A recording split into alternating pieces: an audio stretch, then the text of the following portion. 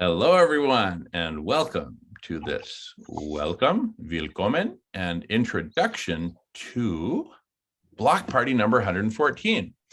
Now, tomorrow's block party, and hello, Marco and Franca and Alan. Hello, everybody. Welcome.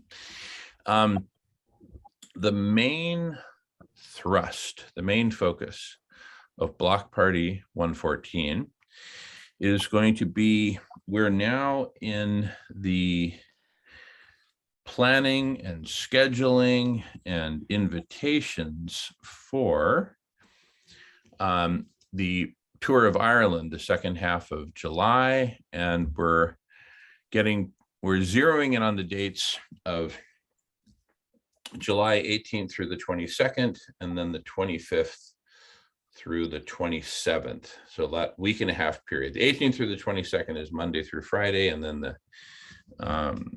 25th through the 27th is Monday through Wednesday. So that's kind of our sweet spot for the press conferences and other events that we're scheduling. And the first thing I want to say is that everyone is invited. Everyone is invited to the Ireland tour, which is under the banner, the title, Ireland, Get a Room. Yeah, you heard right. So that's the name of the tour. And we've got a really cool narrative for it, which we've circulated in previous block party emailings. The narrative, Marco, Franca, should we just send that out in this one? Why not? I mean, what's there to hide? That's cool. Yeah, the narrative and everything. Okay, so we'll send out the narrative, the agenda for the press conferences, the strategy and plan, and a little bit more about us, who are the people doing Ireland Get a Room. And as you'll read about in the PS or the PPS, the gist of it is there's so many people, so many groups all around the world who are doing everything they can to help save, heal, and transform life on Earth. But guess what? Overall progress has been minimal. In other words, if I were like a Martian with high-powered telescope looking at the planet, I'd just be shaking my head. I'd say, who are these losers, these humans that are just destroying their own planet, overheating and destroying their own planet? And the thing is, there's a really huge number of people. There's something like 1 million nonprofits in the world with combined membership of about 1 billion people, right? Shut so you've got up. Shut up. I ain't shutting up. But no, really. In fact, this one professor of sociology who was a guest at one of our Sierra Club dinners in California, he said that if you were to combine all those 1 million nonprofits and 1 billion members together, it would constitute a superpower, but the most dysfunctional superpower you can imagine. In other words, these 1 million nonprofits and 1 billion people are all wanting to do good things for people on the planet. And yet in aggregate, they have done essentially drops in the bucket in terms of resisting the forces of destruction. The overheating, destruction of the Amazon, the biosphere, the coral reefs, the oceans, you name it. And while in parallel, the forces of destruction have just gone accelerating exponentially, all but unabated, right? So we are losing badly, and yet our numbers are huge, and our resources, our combined resources are huge. So what's going on here?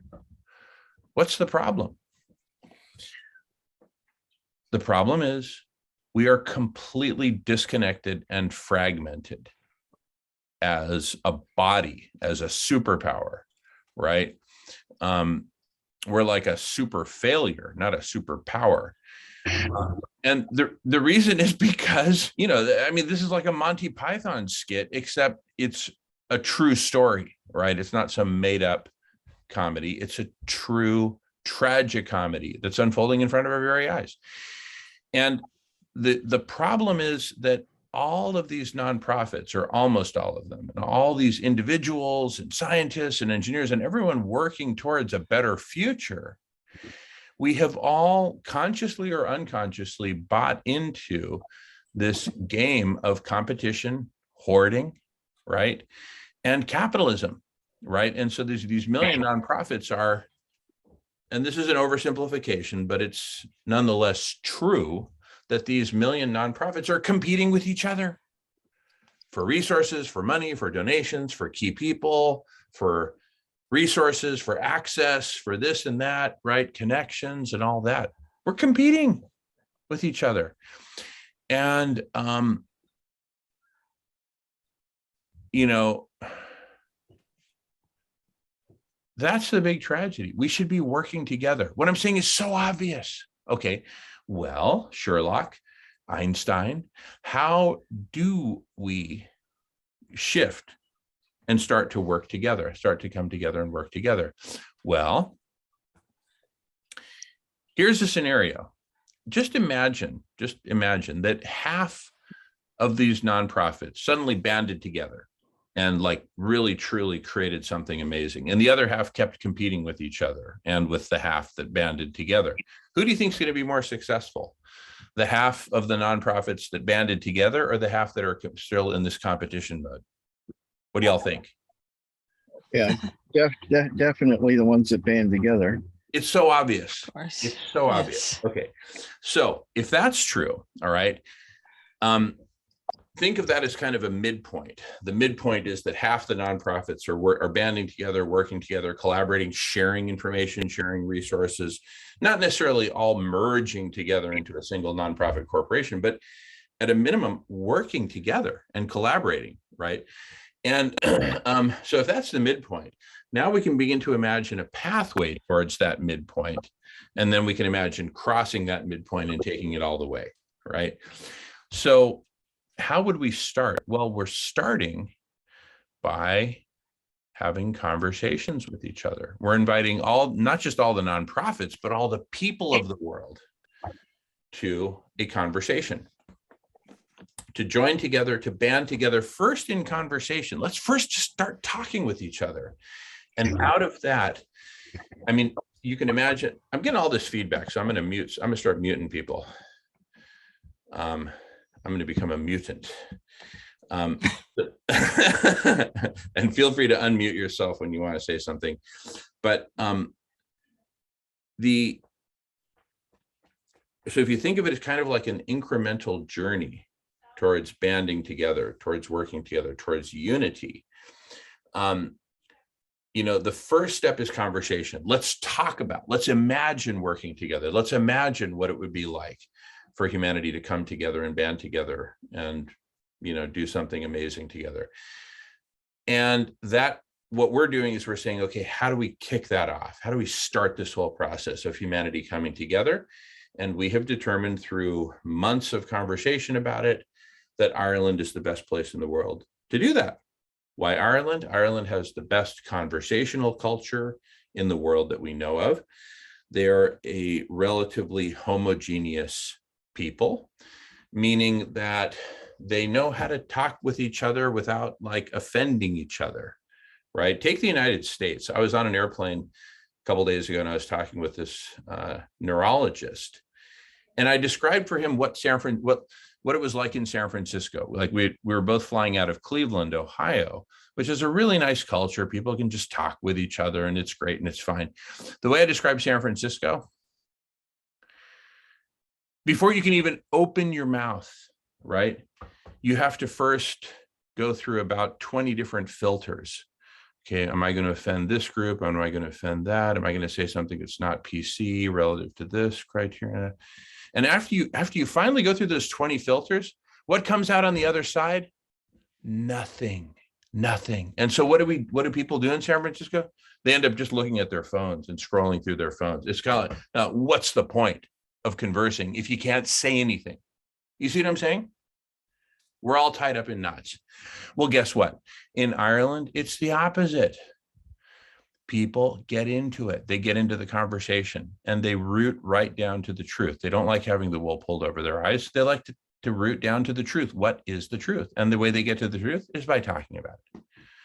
So we're starting in Ireland, and with Ireland, get a room, get a Zimmer, and we're instigating, orchestrating a coming together in an island, because we know that if we can do it on one island, we can do it on a bigger island and a bigger island and a whole continent and the whole planet.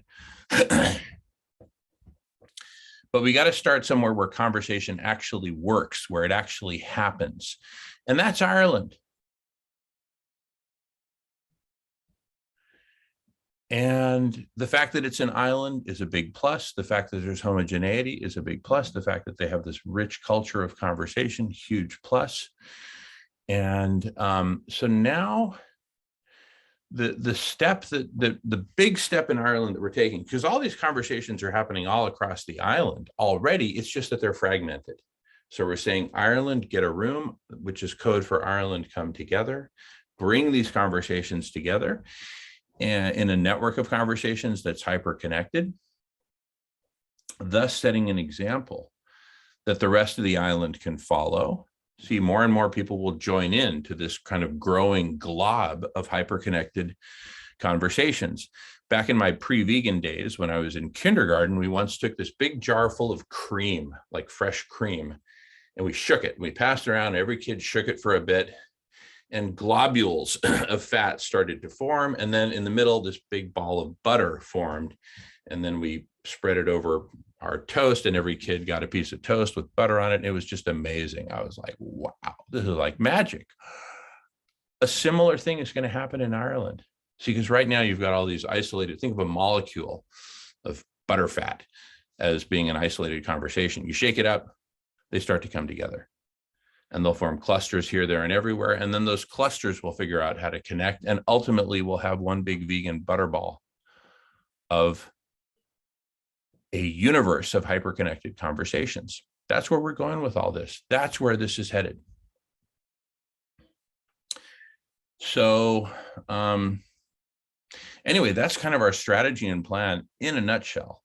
So now we're at the point of finalizing invitations and documentation and venues and all that. So tomorrow's block party number 114 is going to be pretty, I would just say, operational. We're going to be focusing on the operations of where we're going to hold these events. We already know where we're going to hold one of them. We're working on 2 other key events to get the ball rolling.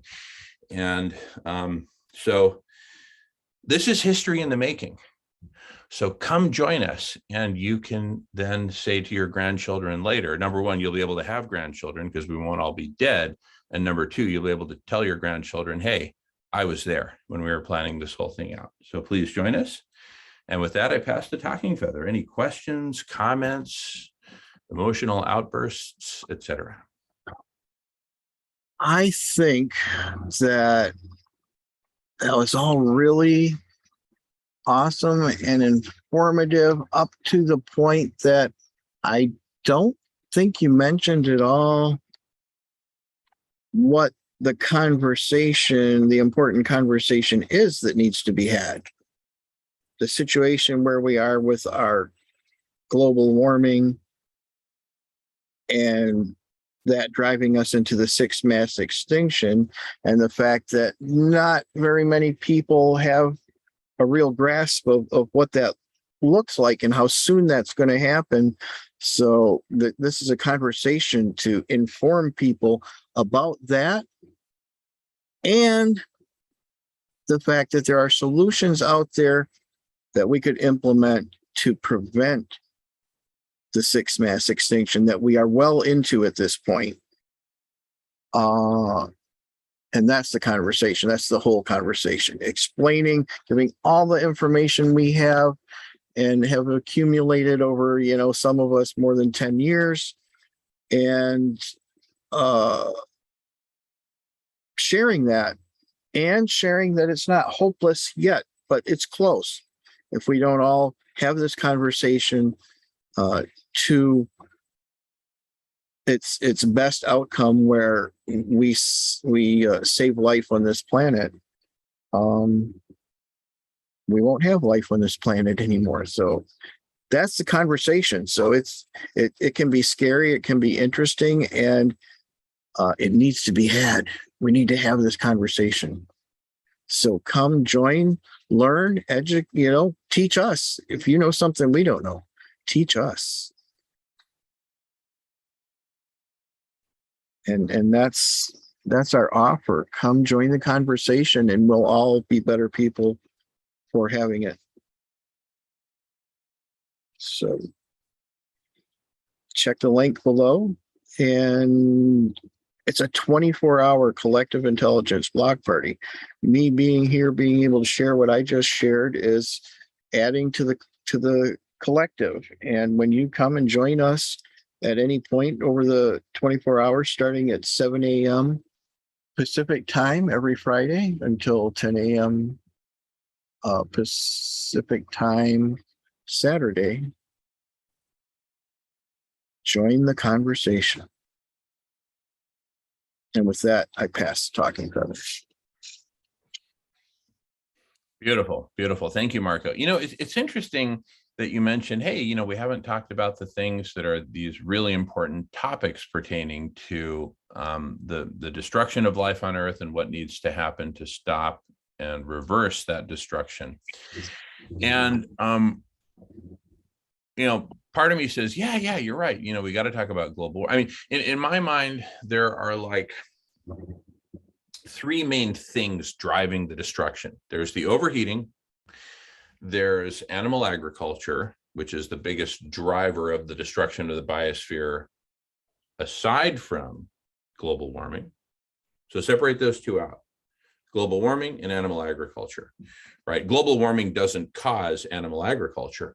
Animal agriculture contributes to global warming for sure. But let's kind of separate those two out. It helps me to think about it by separating them out. And then the third big thing is the game that humans play, irrespective of global warming and irrespective of what they eat. And that game is the game of hoarding. Right now, for a lot of humans, animal agriculture is their vehicle for hoarding. So it's all interconnected, right?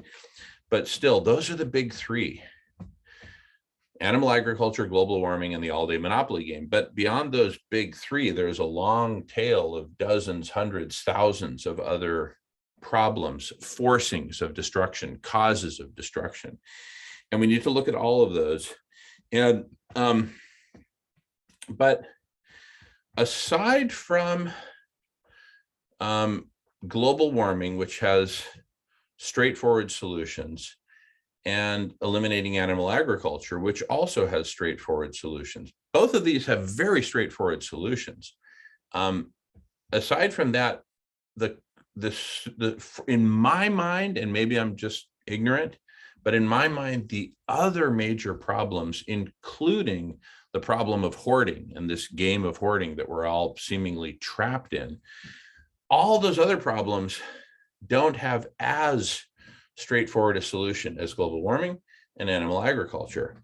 And so, and yet add them all up, and all the rest of the problems beyond those big three, they're also massive. All the pollution, all the other forms of destruction, and not, it's not just hoarding that's screwing up humanity. There's all these other factors that are screwing up humanity.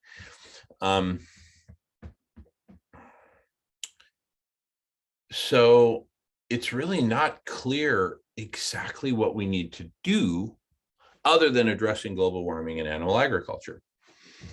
And just to give a little glimpse into my thinking, the solution to global warming, the immediate solution, and for as long as we need it, and hopefully we won't need it forever, but it's solar radiation management. Simple as that. It's absolutely essential. We can't cool the planet without it. We cannot. Take all the other solutions that are non-SRM, add them all up, and they'll barely make a dent. Literally barely make a dent at this point.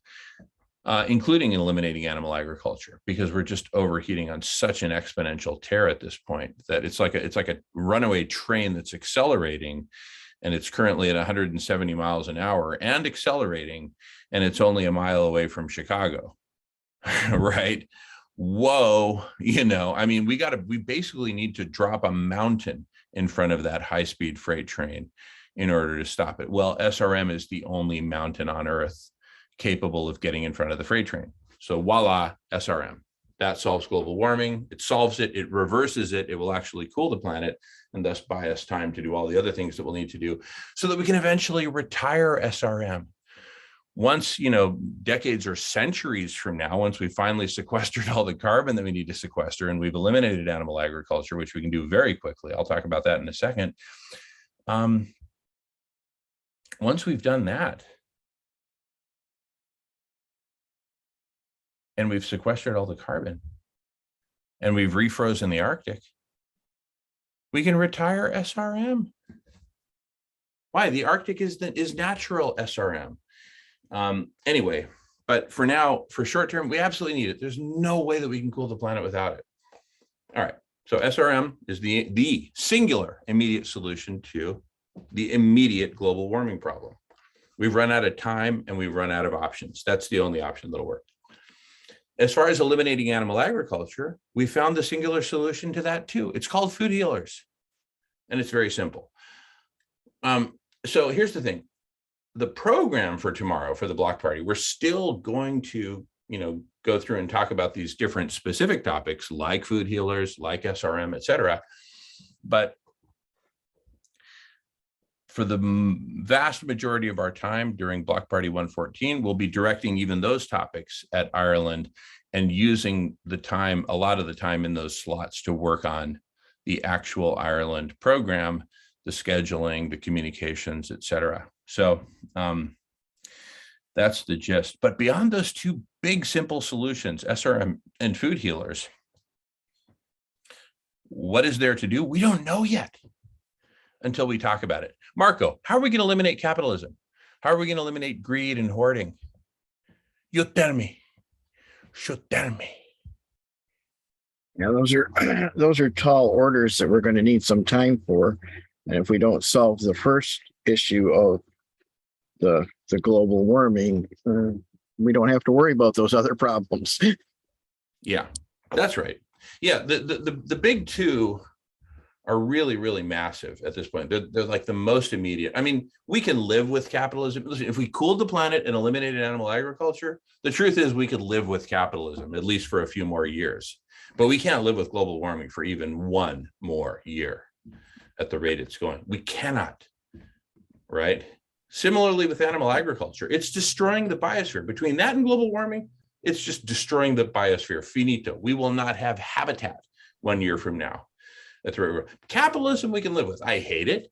And yeah, it's kind of this ultimate root cause of a whole bunch of stuff, but we can live with it for another year, maybe even another 10 years, but we got to, so that's not the most urgent. Global warming and animal agriculture are the two biggies that we've got to eliminate and reverse. And I think the lessons that we've learned and we will continue to learn while hopefully reaching the goal of cooling the planet. All that learning will do, we can then, once we're safe in the knowledge that the planet will be cool enough and we can maintain the temperature going forward, that same intelligence we can apply to all the rest of the problems that have that whether they need it or not will take longer to solve. Right now, all those things, aside from the fact that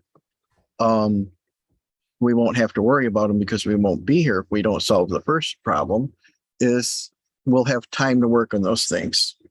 And everything we've learned, the collective intelligence, once a problem is solved, any problem is solved with our collective intelligence, we don't lose that intelligence.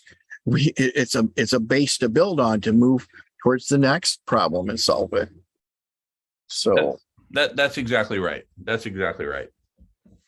That's it.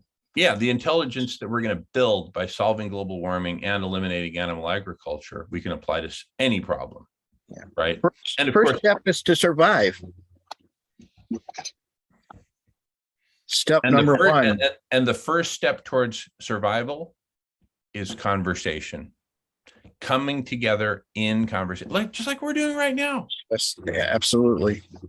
But imagine literally a million such conversations as the one we're having in this room, a million of them, and all hyper connected. That's a planetary brain. We know that brains work. That's how we think, right? Are they perfect? No. Do they work? Yes. It's how computers work. You have a whole bunch of hyper connected transistors with logic gates and stuff like that. And they work. Are they perfect? No. But do they work? Yes. We need a massive planetary collective intelligence that works to use as the ultimate sort of thinking and coordinating system for getting these vital solutions implemented. SRM, food healers, and myriad others. Yeah. So hence Ireland, the great Irish experiment is about to begin.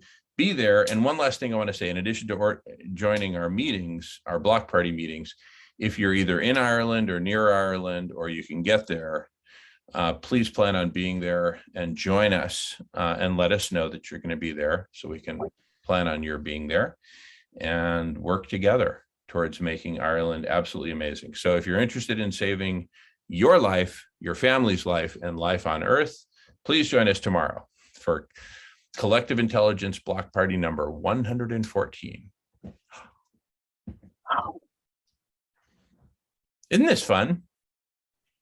And we did this whole introduction totally impromptu, no planning. We just jumped in and did it. Yeah, it's not hard to do anymore. I mean, we've had our stumbling blocks on seeing where it was we needed to go, but we have a destination now. Now we just need to get there. We have a way to get there. Now we just need to share it with enough people that it can be implemented. That's right. And with every conversation, we may get an improved perspective. That's it. We can always get better. Like I said, the collective intelligence, once you solve a problem, what you learned before doesn't go away. You just use it and apply it to the next. It's that evolving that is kind of magical. If there's magic, it's the way we can come together to solve any problem. That's magic. That's it. So come join the magic show. Join the magic. Join the emerging. Join the magic. I like it. Come be a part of it. Yeah. Awesome. All right. We'll see you at the block party. Link below. Thanks so much. We'll see you tomorrow. Thanks, Marco. Thanks, Franca. Thanks everyone. Bye. See you all tomorrow. See you all tomorrow.